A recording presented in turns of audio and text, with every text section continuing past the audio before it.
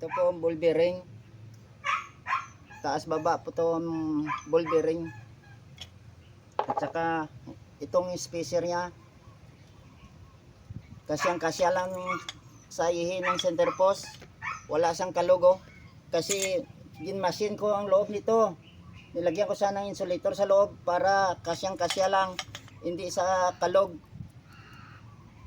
Subing swabe lang oh. Para maganda. Walang palag ang ano. Ang nilalagyan ng ball bearing sa loob.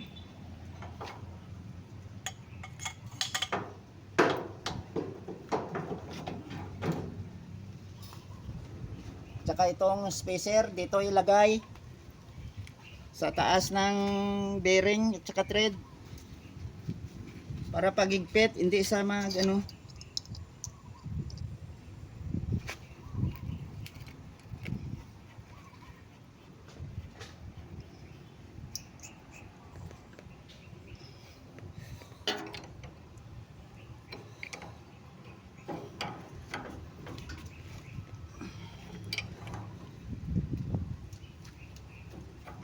Swabing-swabe lang po. Oh.